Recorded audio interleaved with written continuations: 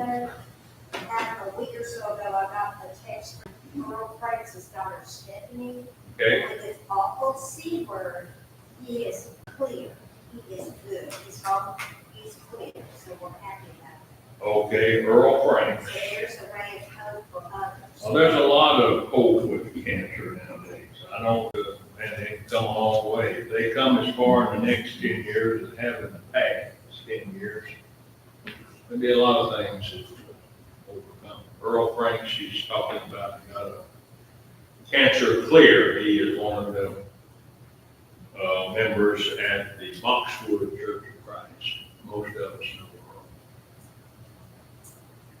Hymn number 968. 968.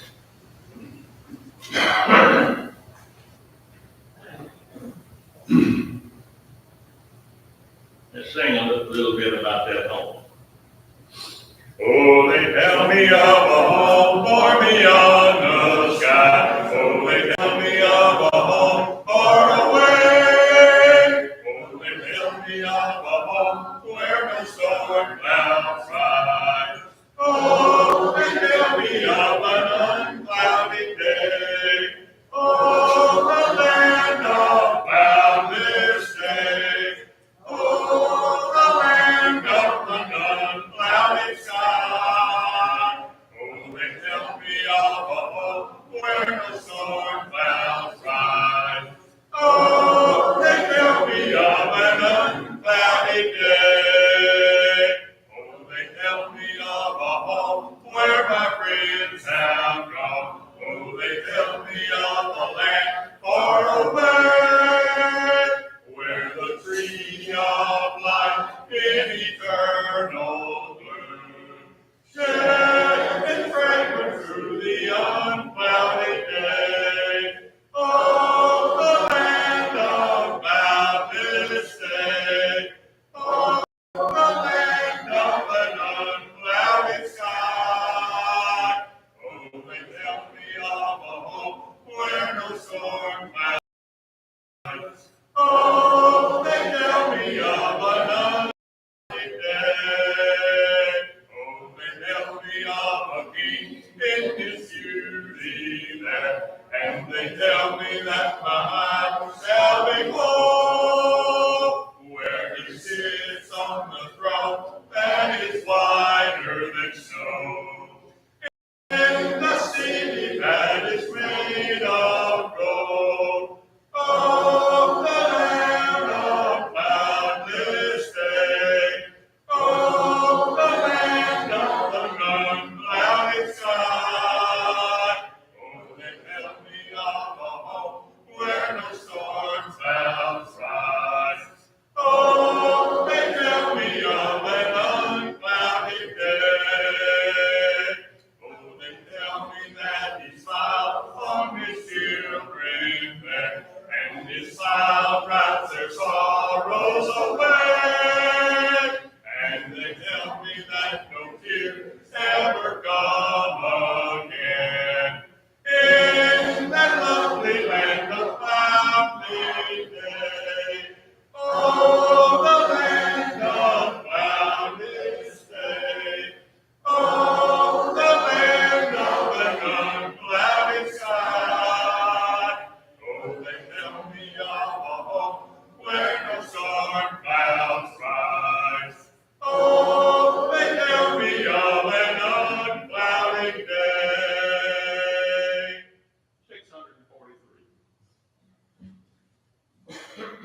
643. This deals with a question for us. Are you sowing the seed of the kingdom, brother, in the morning bright and fair?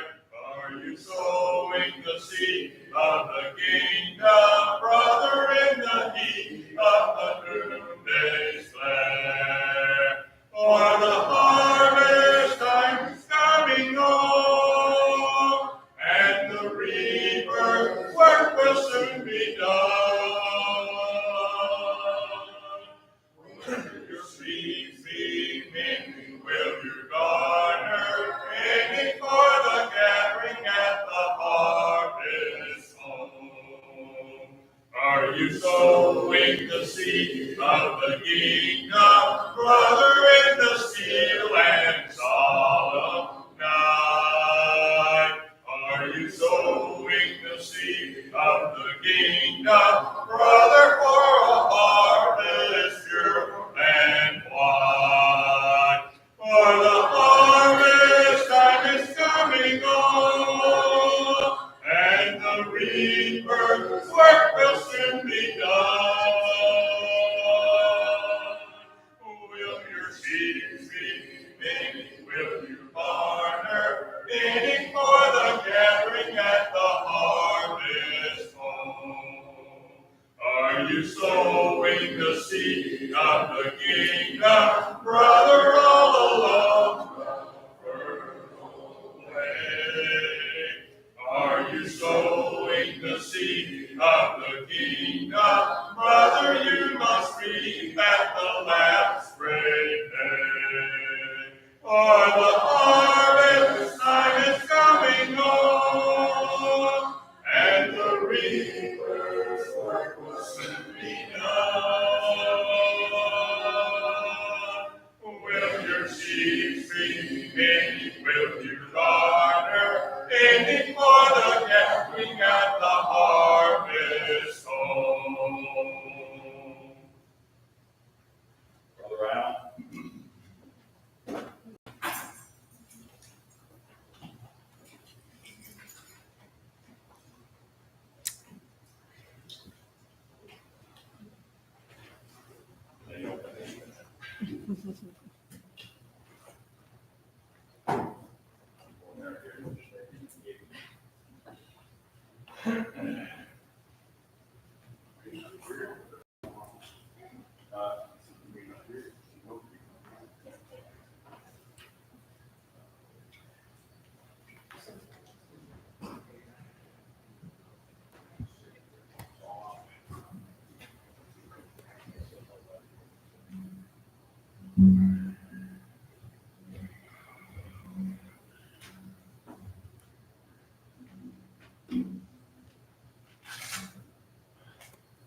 Well, I told you Ron was going to get to Matthew 24, but it may not be actually be till next week. But parts of it. We'll explain that in a minute.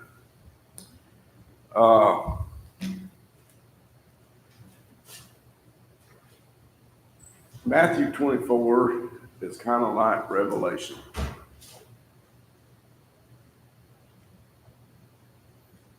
People tend to, without having studied everything that leads up to it, they want to jump right into the middle of it.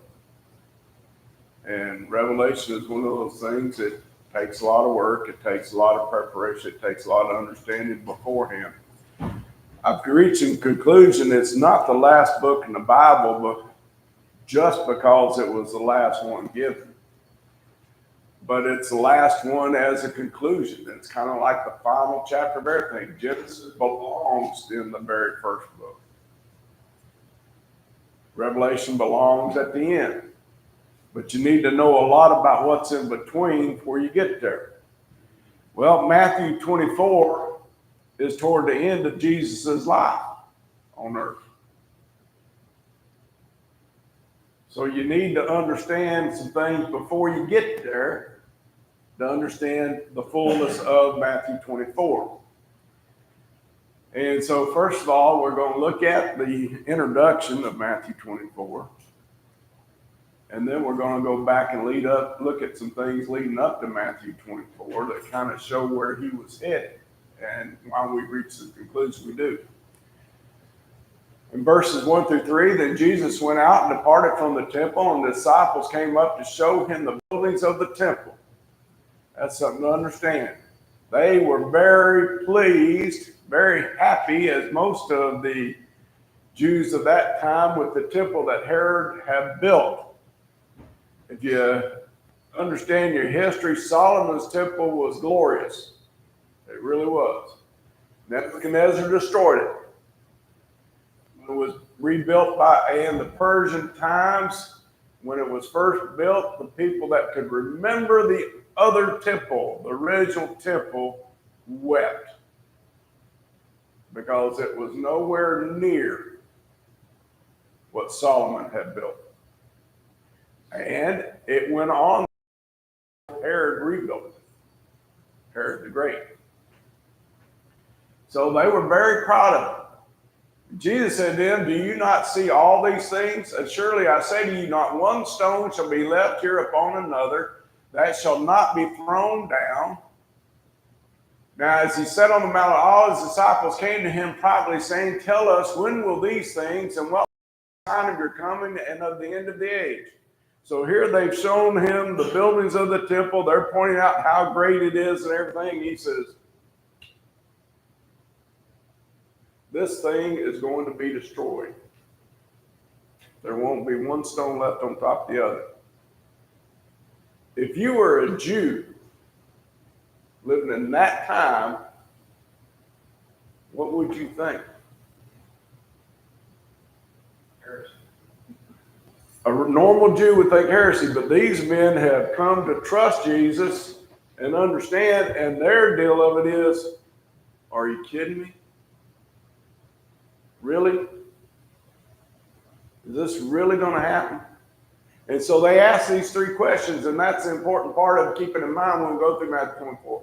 When will these things be? What will be the sign of your coming? And what will be the sign of the end of the age? Basically, when will time end? You ever notice that Matthew ends in Matthew 28, verse 20? And lo, I am with you always, even unto the end of the age. So they understood that to be the end of the time, when things come to an end.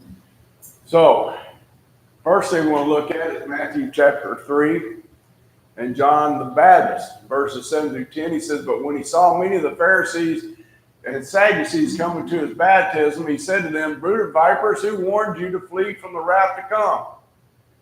Therefore bear fruits worthy of repentance, and do not think to say to yourselves that we have Abraham as our father, for I say to you that God is able to raise up children to Abraham from these stones. Now notice this. Now, even now the axe is laid to the root of the trees. Therefore every tree which does not bear good fruit is cut down and thrown into fire. He's literally telling them, your way of thinking is coming to an end. Judaism would not hold on to everything. It was not going to be the great thing that the Pharisees and Sadducees expected it to be. In fact, it was just a leader to another, to Christianity. So then we get closer to Matthew 24 and we come to Matthew 21. Here another parable. There was a certain landowner who planted a vineyard and set a hedge around it, dug a wine press in it, and built a tower. And he leased it to vine dressers and went into a far country. And when the vintage time drew near, he sent his servants to the vine dressers that they might receive its fruit. And the vine dresser took his servants, beat one, killed one, and stoned another. And he sent other servants more than the first, and they did likewise to them. Then last of all, he sent his son to them, saying, they will respect my son. But when the vine dressers saw the son, they said among themselves, this is the heir. Come, let us kill him and seize his inheritance. So they took him and cast him out of the vineyard and killed him. Therefore, when the owner of the vineyard comes, what will he do to those vine dressers? Somewhere I lost that verse. I lost the whole slide. Let's go to Matthew 21. Anyone know what the Pharisee said when he asked him that?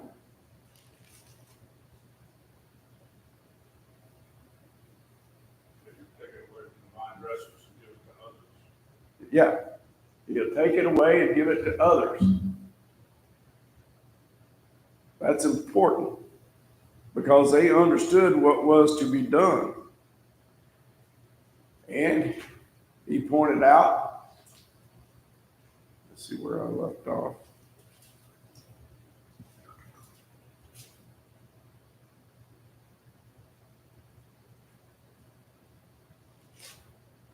On the right page here. Right. They said to him, he will destroy those wicked men miserably and leave his vineyard to other vine dressers who will render to him the fruits of their seasons. And Jesus said, have you never read in the scriptures, the stone which the builders rejected has become the chief cornerstone? This was the Lord's doing, and it was marvelous in their eyes. There's where we're at. Therefore, I say to you, the kingdom of God will be taken from you and given to a nation bearing the fruits of it. So here he comes. He literally points it at them. This parable is about you. Who were the servants that they killed? The prophets. They had killed the prophets, and the more prophets he killed, the more they killed. Or sent, the more they killed. So then he says, whoever falls on this stone will be broken, but whomever it falls, it will grind him to powder. Now when the chief priests and Pharisees heard his parables, they perceived that he was speaking of them. They understood it. And he's telling them, your kingdom is going to be taken away.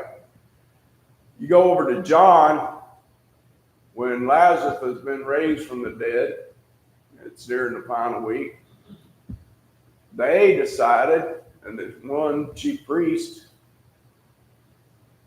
proposed that one man should die to preserve the nation.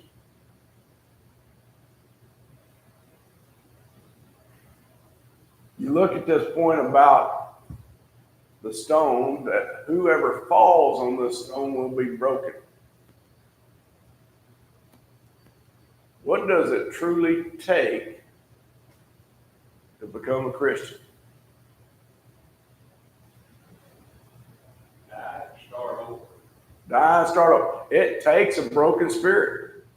You have to really be able to say, not just that I'm a sinner, but I don't even deserve the forgiveness you're offering. Whoever falls on it will be broken. Their spirit will be broken as far as that point of doing their own will. But think about the proud one that refuses.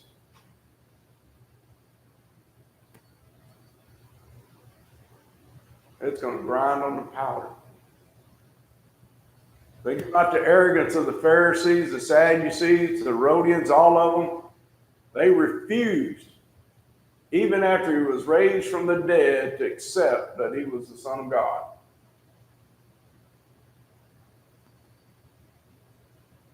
So I guess there's my extra. Then he moves on and he has some debates in chapter 22 with Jewish leaders.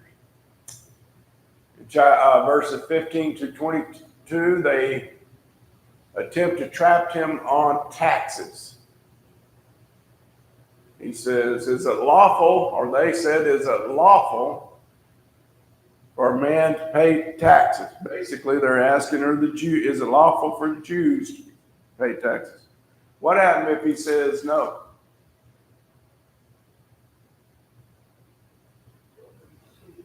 He's going to be in trouble with Caesar. They'll be able to turn him over to the Romans.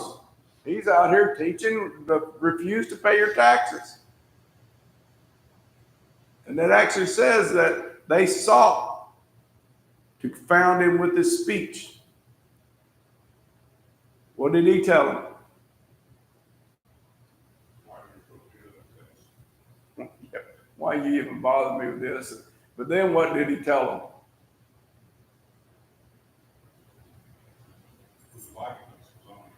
Whose likeness is on the coin?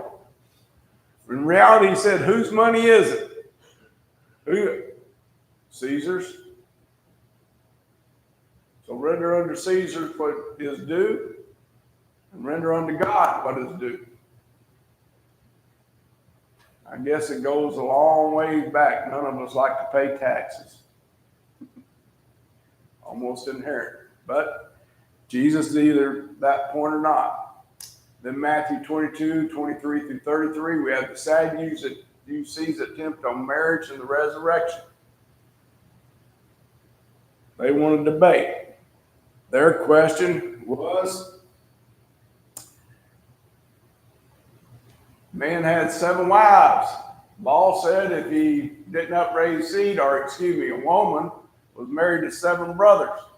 If each one, the first one died not having seed, so she was joined to the second one. Same way to the 7th. None of them ever had any children. Whose wife is she going to be in the resurrection? I like that phrase. Get into a lot of different points that he brings in. When you get into studying people, New King James says, you are mistaken. The King James, that's the one I really like, you do err, not knowing the scriptures. How many times does that apply to people trying to bring up, wanting to prove a thing or something, and of not having the full understanding of the scriptures? That's what God said to Job. Who is this that comes before me without knowledge? Yeah, who's this that comes from without knowledge? Darkness comes without knowledge. Why are you asking questions when you're not even prepared? Yeah. Oh, but the other point concerning resurrected dead, have you not read?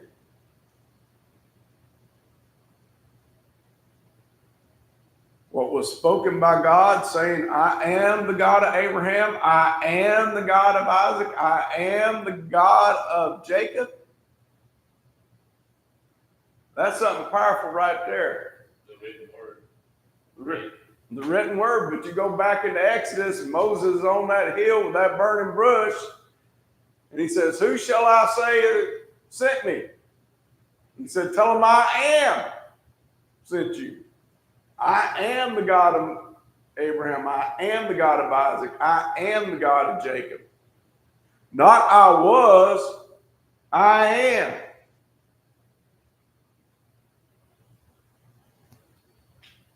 And he finishes, God is not the God of the dead, but of the living. Now, wait a minute. Where's Isaac, Jacob, and Abraham now?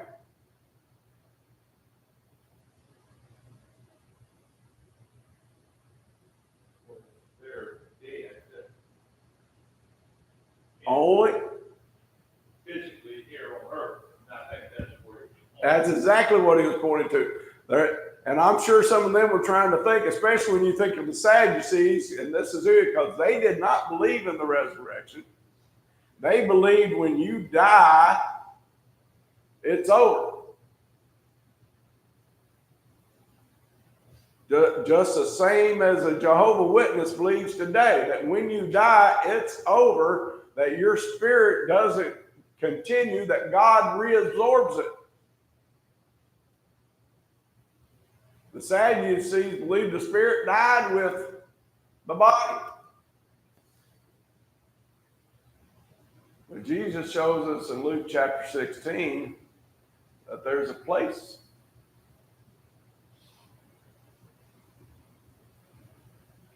Calls it paradise on the cross, calls it Abraham's bosom when he speaks of Lazarus and the rich man, where the spirit continues to live. And here's the interesting part, if you haven't thought about it. Those in Abraham's bosom, God is their God.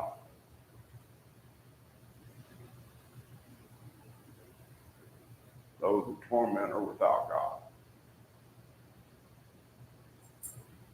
So how does that answer their question? Well, his point was only there are neither given merit in marriage or marrying in heaven. How would they have known that from Scripture?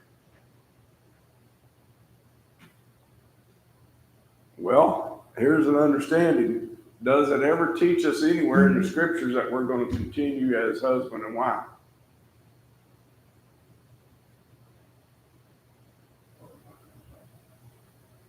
So in studying of the scriptures, you would have to reach a proper conclusion. If they had, they did. They made an assumption like many do today. There's religions today that'll teach that if you're sealed in a certain way or in a certain place, you and your wife will be in heaven together always. And they teach that if you have multiple wives and you're all sealed with all of them, you'll still have multiple wives. Here comes the reality. Is the need for procreation going to be in heaven?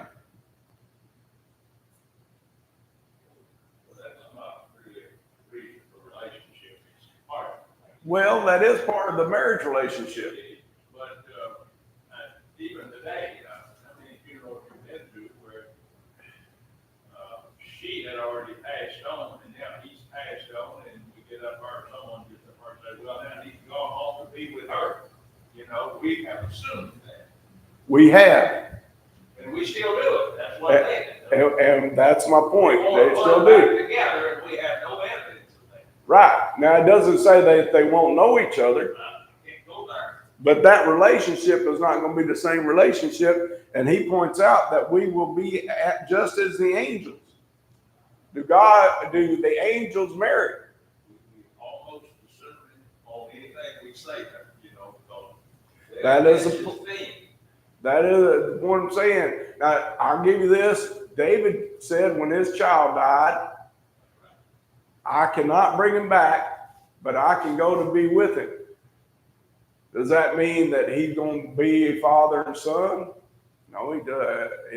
He may have had that thought, but the realization comes back in that he's going to be with them together. We deal Deal with it, know it. When we deal with this topic, we start assuming pretty quick. It's real easy to assume. We want to assume. I mean, we've seen It's that. our nature. It is our nature. How many of us want to even think of lost ones, our loved ones being lost? And we kind of want to hold together. Well, if our family's there, we'll still be a family. Well, I'll tell you the truth. I want my family to be there, but I'm not sure what relationship we're going to have.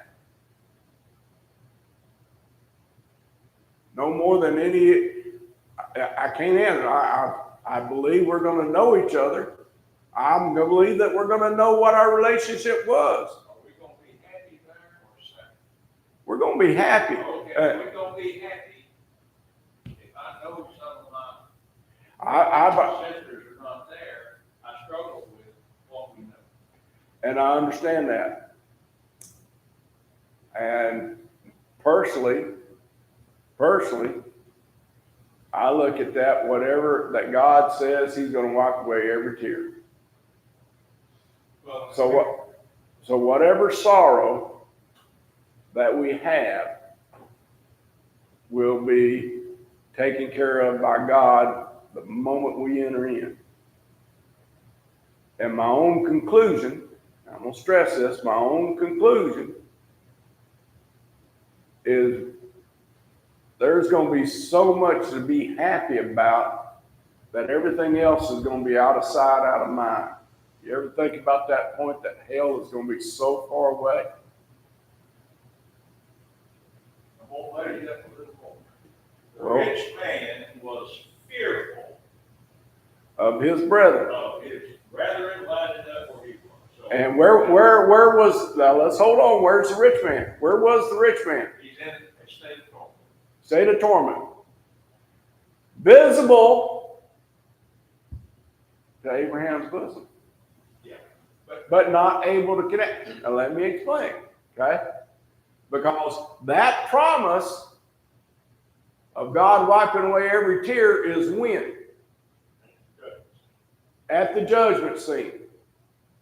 I don't know that the judge, Abraham, and the rich man had a view of the other side of the Hades world. I don't know that Lazarus had a view into the torment of the Hades world. I don't know if Lazarus did because it never mentioned Lazarus speaking or doing anything. But Abraham talked to him, so Abraham did. So the conclusion is that it was visible. If one could see it, why wouldn't any other people see it? But let me finish this, okay? The promise of God wiping away every tear and people in the New Jerusalem being his people and he being their God is made after all those who were not written in the book of life, cast into fire in the outer darkness.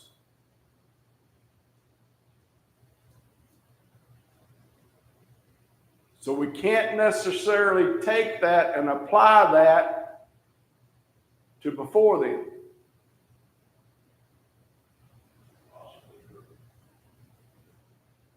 So there is that point of, just as Abraham says to the rich man, Lazarus being comforted, there'll be those, in my conclusion, will be comforted even though they may have loved ones that are in that torment until. I know that. The Bible said that. So, but what I don't know is exactly. That's my point. I don't know exactly how. But I don't believe, as some have tried to convince me, that we'll have no memory of our lives on earth and the people in our lives, because that takes away some of the sweetness of victory. If you don't realize all the struggles that Jesus and God carried you through, where is the victory? Well, that goes back to David saying he'd go be with his son. He, in that statement, implies that he's going to know his son and he's going to be there with him. That's it. He implies that. And that point of belief. And it goes back. If you know who is there, in one aspect you don't know who was there. But let me ask something. Can anybody raise their hand and say that every person they've ever known that died, they can absolutely say with affirmity that every single one of them is saved and not have one doubt about anybody?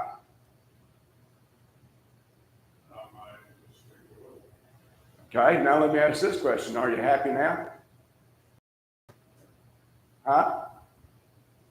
Yeah. Are you happy now? Even though you know back here there's people that you wonder about their condition. Are you happy now? Define happy. Are you going along, or are you and taking part in life and looking God for your salvation?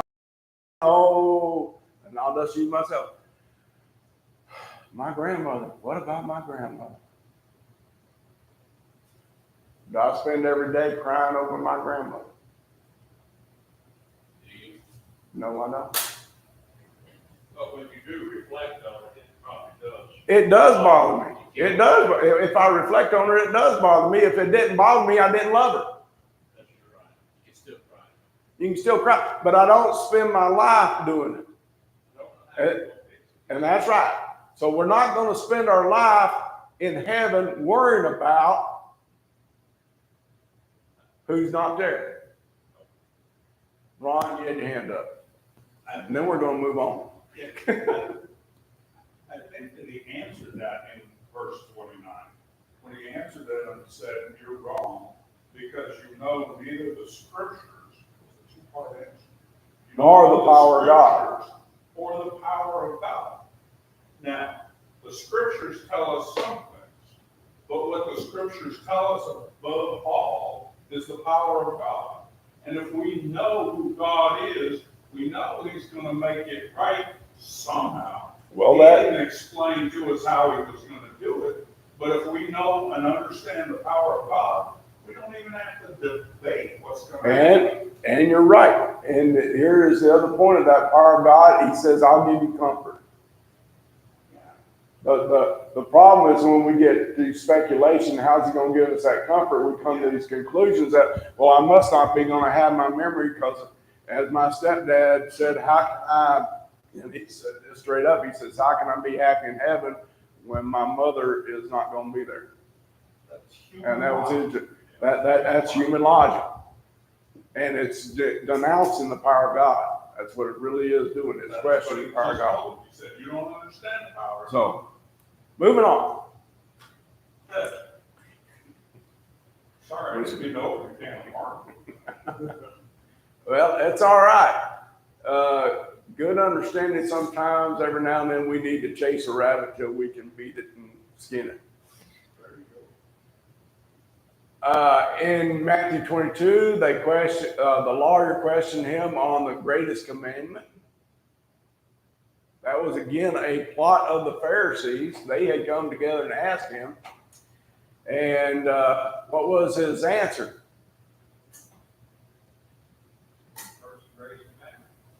First commandment. Love the Lord your God with all your heart, with all your mind, with all your soul. And the second is likened to it. Love your neighbor as yourself. And on these two hinge all the law and the prophets. That's important. How could they argue with that? They were hoping he'd give some other commandment, this lawyer was, and then he'd be, well, what about love God? What about loving your neighbor? Because they understood it as well as what he said it, because that was the truth. If you didn't get those two, the rest of them didn't matter. Well, they could argue it, but it would be no good argument. Yeah, there wouldn't be any good argument, and that's the point. If he'd have said anything else, it would have been nothing but argument. Given this answer, and when you think about a lawyer, and that's what this literally means, it was a scribe who was a studier of the Mosaical law. He was the one that advised the Pharisees.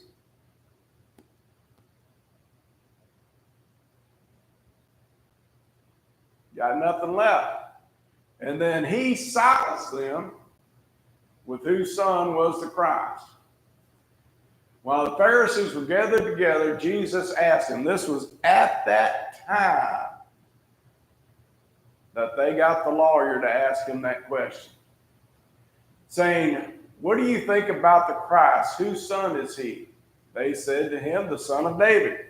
Is that not whose son he was to be? They answered correctly. Yeah.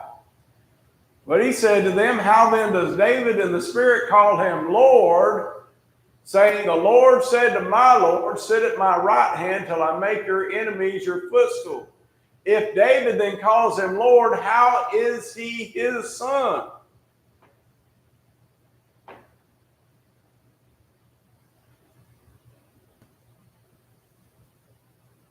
So let's answer that question. We've got the advantage of what they didn't have. The law, Moses' law was favored heavily on the physical, the law of Christ is spiritual. That's two. Okay, now you brought that up. So how is he both David's son Physical, and David's Lord? spiritual. Okay, He's the Son of God. He's always, he's everybody's Lord. but he's also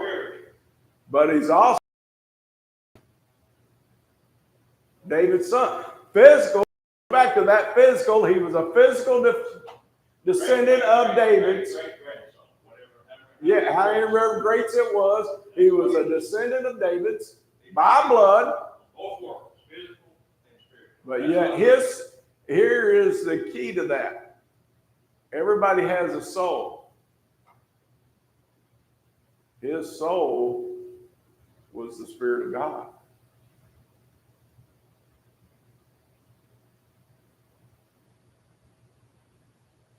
So he was both a son of man and the son of God. Son of David and the son of God. But since God gives us spirit, that's why Right. spiritual side. Right. God is the Spirit, and that's Spirit, and that's one of them. He was answering them both of them, and that's what blew their minds. It did. It blew their mind because which side were they on? It would be hard to take the Old Testament and come to that understanding. You understood that he was be the Son of God, but it would come to understanding how that would be just from the Old Testament. At that time, you and me would have a problem with that. Yeah, at that time, that's my point. We're on this other side, and then, trust me, I think even the apostles and those closest to him kind of questioned how was that part of it. Even though they believed he was the Messiah, though they, as Peter said, you are the Son of God, they come and reach that conclusion, but I guarantee you they still had some struggle with it. Just like y'all struggled a while ago. Yeah. Just like that. Sometimes you struggle. That's where those traditions pop up, and then we just think, well, that's the way it's always been, and so that we accept that as scripture. Well, let's go with human mind. The hardest thing I ever did was try to get my mother to explain to me how Mary was Jesus' mother, and I was probably about 5 years old. I remember asking her, how was he, if Jesus was, if Mary was his mother, who was his father? And she said, God. So, and my conclusion was, so God was married to Mary. Why? Because my daddy was married to my mom. No, they weren't married. What do you mean? I thought you were supposed to be married to have kids.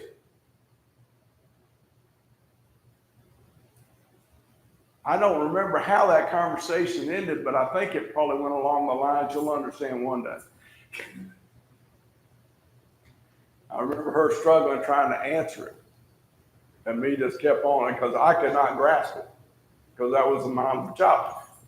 I think sometimes we need to go back and understand that those under the Mosaical and under the law, as Paul was saying, they were as children. Even those early Christians to the time, and that's what he pointed to in 1 Corinthians 13 when he says, when I was a child, I spake as a child. He said, the things that are going now, the things that, such as the spiritual gifts and all that we have this time, they are things that the church needs to grow up as a child. But when it reaches adulthood, when Christianity reaches adulthood and it's complete, the childish things will be done away. And then what will be left? Faith, hope, and love. How do we answer that question on that we came up to? How's God going to comfort us? With faith and hope. He promised he will, so we trust in that hope, and we believe it'll happen. So, getting back over here. And no one was able to answer him a word. Now notice that. Nor from that day on did anyone dare question him anymore. I think they thought it was in the corner and worked on it. They probably did, but they were licking their wounds too. They weren't sending it. We're not going to question. You ever see somebody that has the right answer for everything you ask? What do they tend to do? Or what do you tend to do? Stop asking questions. Figure out a way to kill the guy. Well, that was their next avenue. That's what they're already trying to do anyway. That's why they were asking them these questions, because they were hoping to have a reason. Yeah. And John 12 bears that out. Hey, we got to get rid of this guy. And the whole point of it is, if we don't, then the Romans are going to come and remove our place. Well, they have to come to a conclusion within themselves. Hey, this is going to be God, but I'm not going to admit to it. That's really what it comes down to. When you read the testimony before Pilate, the things that they said concerning him, they understood what everything meant. But they had already determined that they were not going to accept that. That was God's plan. Well, God understood that they would. And so he used it. Did not change their opportunity. That's the thing that we get. So when we get to that point, then he goes in to this rebuke. Chapter 23. I've always, when people sit there and said, Jesus never said anything that would offend people, I kind of go to that point. Have you not read? Have you not read Matthew 23? He gets down to verse 13. Woe you scribes, Pharisees, and hypocrites. Verse 14. Woe to you scribes, Pharisees, hypocrites. Verse 15, woe to you, scribes, Pharisees, hypocrites. And this one is the one I love. For you travel land and sea to win one proselyte, and when he is won, you make him twice as much a son of hell as yourselves. It's a true statement, but it is offensive. And he's not saying it out of hatred. He's saying it trying to get them to realize their problem. He's rebuking them. Verse 17, fools and blind. Verse 19, fools and blind.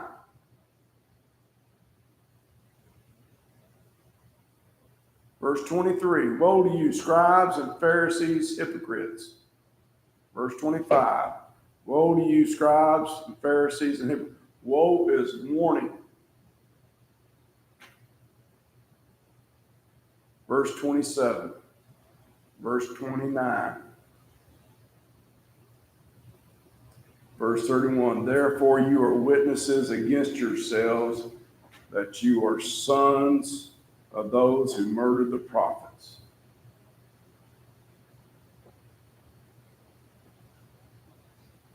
That is all condemnation, stating basically, here is your sins. Now will you repent?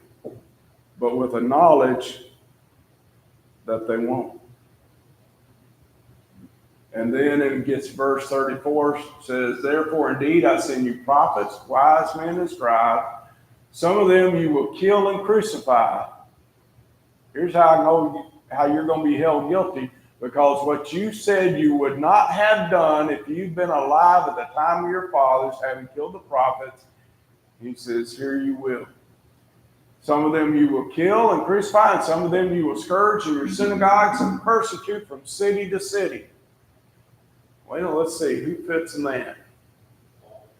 Paul fits that last part. Stephen, James was beheaded in chapter 12. They attempted to kill Peter. And notice, that on you may come all the righteous blood shed on the earth, from the blood of righteous Abel to the blood of Zacharias, son of Micaiah, whom you murdered between the temple and the altar. Assuredly, I say to you, all these things will come upon this generation. We have a law that if someone becomes aware of a crime, they become an accessory after the fact if they don't do anything about it. What God is doing here is pointing out that if you join in with the murdering of prophets in your time, you're just as guilty of those who murdered the prophets long ago, even all the way back to Abel.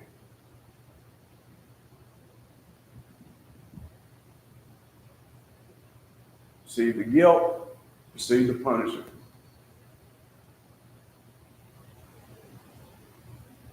And I'm going to save this for next week. We're going to stop there. Because it's going to go, once we go into it, that leads right into Matthew 20. Let's stand it. 9:04, we're going to do the first and the last.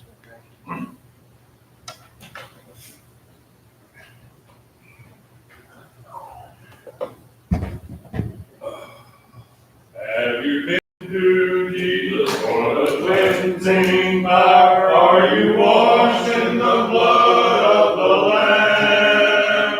Are you fully trusting in His graces? Are you washed in the blood of the Lamb?